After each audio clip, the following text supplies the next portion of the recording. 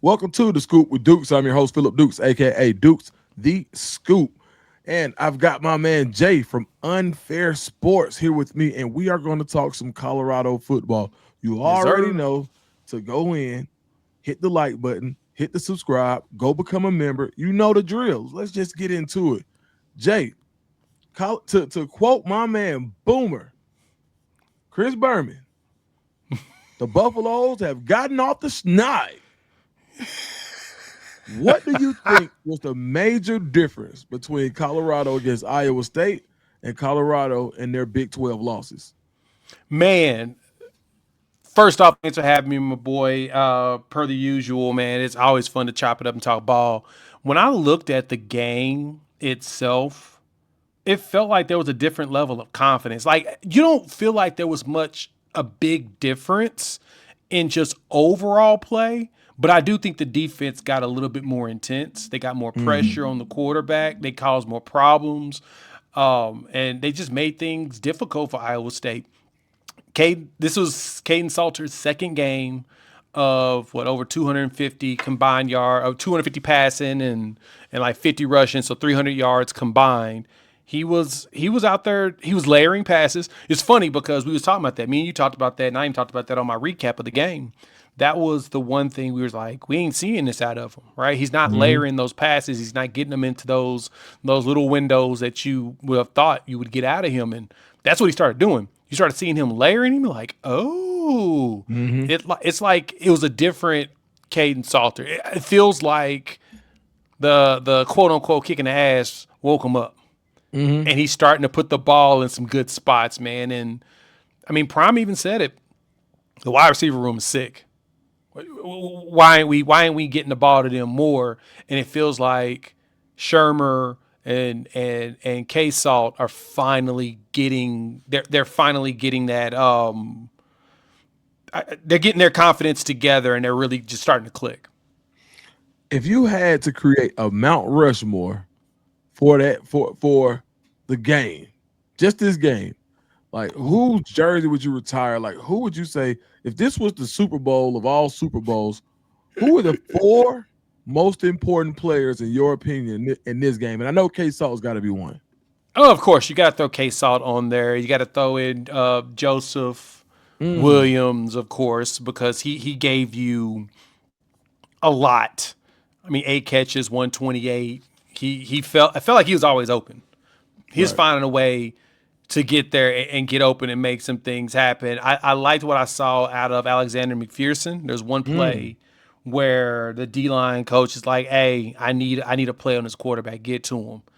And it was floating around socials, and I thought it was perfect hearing him say that, and then him going out there and doing it. They put the pressure on them boys and made it happen. And then even from there, the dude that hey, if y'all been watching us this season, y'all have heard your boy say this. Taufik Bayer, man, that he been balling at safety, man. He all man. over the place. He got a pick, which that's always a big plus. I'm probably gonna put McPherson, Bayer with Joseph Williams as well as K-Salt. Now, your honorable mentions got to give some love to Dylan Hayden. He's taking over that running back spot, man. Like, I mean, him and Michael Welch have been sharing it, but I mean, Simeon Price was the dude initially. We're starting to see more out of Dylan Hayden. Kind of like you're starting to see why he was an Ohio State running back. Right. You're starting to For get sure. that from him, which I'm happy about. Yeah, second generation player. His dad Aaron Hayden played for a long time. You look at Yep. Dallin Hayden and you see like the explosion and the burst, and it's almost like he has a chip on his shoulder. Like, bro, it feels like why y'all ain't been giving me the rock? Yep. Is there anybody else that you feel like has gotten their opportunity and made the most of it? Oh, Marion Miller's got to be another one, right? Right. I mean, no Draylon in this game, which shocked me, dog. That injury report was stinky. Oh man. Yeah. I was It looked like a when I roster. saw dog, the CVS receipt was long, and then hearing about Love no longer being there, it was like, dang man, like who's here? Who gonna play? Right, The right. only thing you can give to it though, but actually, you know what? As I'm really thinking about it, I may have to kick somebody off of there. I got to give Jordan Seaton the spot. I just got to figure out Oh, who gets it, dog. He one of the highest rated blockers in the country right now. he's playing lights out. He's playing lights out on that line, and Colorado's got to do whatever they got to make sure he's taken care of, so he's protecting that blind side for Juju next season, right? Because you're not going to. Right. He's only going to be there 3 years. He's gone after For next season. sure. Period. For That sure. that is a first round tackle. He has proven himself. Like it's funny even thinking about him when he went on ESPN and committed and was trying to recruit folks to Colorado. Everybody's like, "Oh, he gonna go there and waste." No, he's out there putting up the numbers. He's putting up the grades. He's putting up everything you're looking for. And now everybody's like, "Okay, I didn't realize he's gonna be this good." That's on Man, us. He balling. the most exciting thing I saw in that whole game was how much they ran behind him in those pull concepts. When they were running power behind him and he was pulling from the tackle spot, usually that's reserved for a guard. The Yep. tackle pulling, that I mean, that's I was kind of like, okay, I'm tapped in. I'm like, hey, yo, injected. What did they say? Injected into my veins? Yeah, give me more of that. Yes, sir. Hit yes. Yeah. I Hell, think put him at fullback. Let him just be the lead blocker for a bit, he can. dog. I But he's really just that feel like he can athletic. do. I feel like he can do everything Caden Proctor can do at Alabama. I feel like Yes. you can throw him the ball. I feel like he can run the ball. I feel like he can spring a play. There's nothing that Caden Proctor can do at Bama that Jordan Seaton couldn't do. Give him the ball, man. Hey, Check. hey, that'd be fun Put to it see in the him throw comments. him Would on you the not screen. like to see Jordan Seaton run the ball? Drop that in the comments. Hey, now that's a good one. Yeah, I want to hear from y'all on that one. I'm gonna be in the comments looking for y'all's comment on that because that's a good point. Because you're right.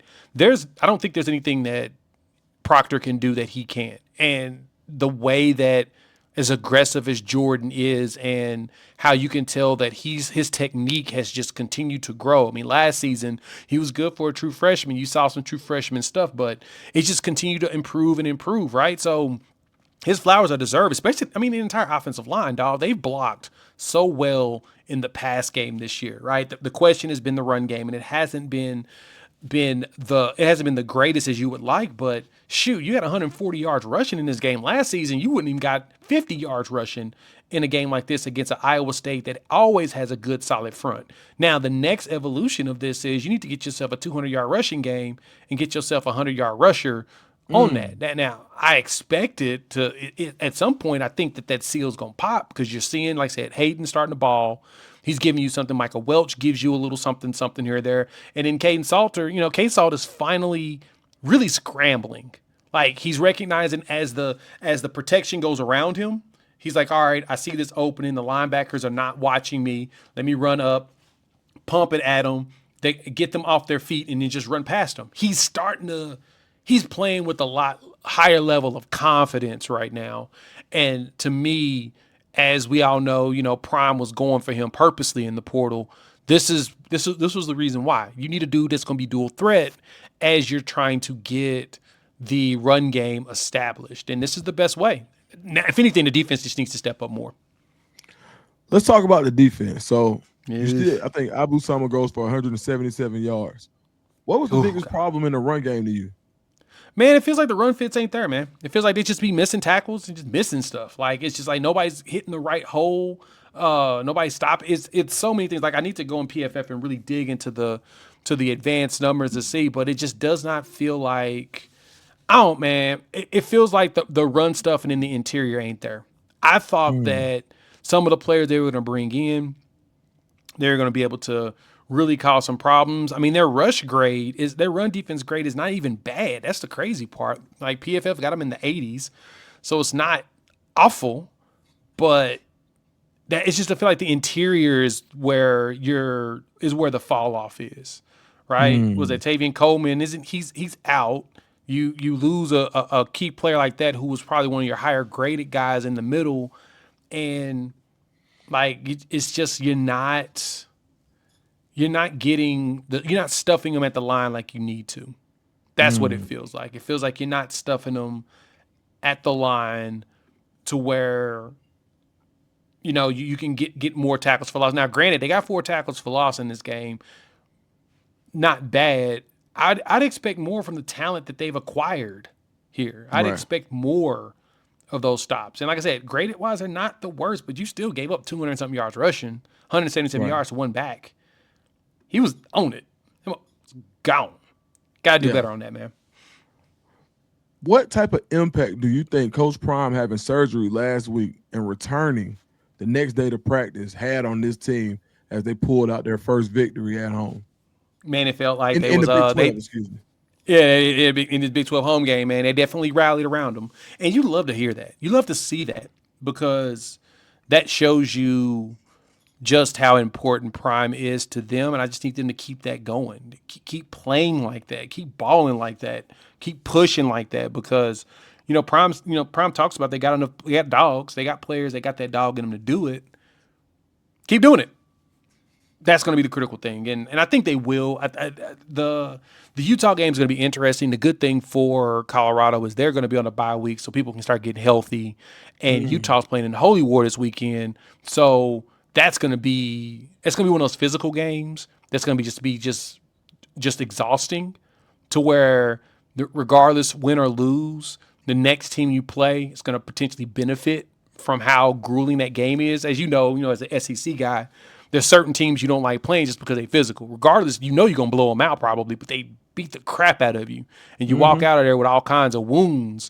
And then if you got to play another physical team the next week, you're like, shoot, this game will be a lot closer than it should be. And I Right. think that that's kind of how this Holy War is going, especially because both teams are good. Mm-hmm.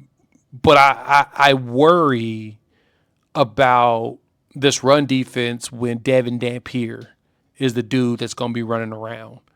A quarterback that's mobile and it can throw on the run and has been really accurate this year. Buff's got to get them, man. I don't know what Livingston's going to do, but they got to get the scheme right and get everybody locked in to where they're not getting cooked on plays that they shouldn't be getting cooked on. But I thought that they did a better job in containing in this game than they Mm-hmm. have in most. It felt like the defense did step up. I mean, Rocco Beck only going for 205 was kind of a surprise to me. Right. That's low, and he didn't even throw a touchdown. That I'm just like, psh. Can we get that again? Yeah. Can you do that Yeah. again? Do that again. Man, before we get out of here, how high do you think the ceiling is for this Colorado team over these last 5 games? Man, truth be told, they should be bowl eligible. Period. Like, there's no Yeah. excuse. I think Arizona, West Virginia, Arizona State, and Kansas State, I think all four of those are winnable games. I think Utah could be winnable as well. I mean, you knocked off number 22 Iowa State. Utah's now ranked. You can knock off number 22. You could play spoiler. You can play the Grim Reaper knocking on doors. You rank now. You go ahead and slay him next too. You can go Right. Let me down get door that. to door slaying folks, right? You Right. can you can be that. You can be the ranked slayer. That's should be easy work. But I do feel like at minimum 6 wins should come in this one. Get back bowl eligible, go to another bowl game, regroup, get everybody locked in for next season, and let Juju go out there and cook. All right. Where can everybody find you, Jay? Hey man, you want my Colorado content? Check me out, PrimeTime College Football. I'm always over there. Got some other stuff coming up. I'm looking at some PFF numbers for y'all. If you like just college football, check me out over on Unfair Sports, man. Dukes, appreciate it, bro. We gonna get back on a cadence going No, for forward. sure. No, man, it's happening, man. May see you again this week, man. I appreciate it, my brother. Hell yeah, let's get it. All right, man.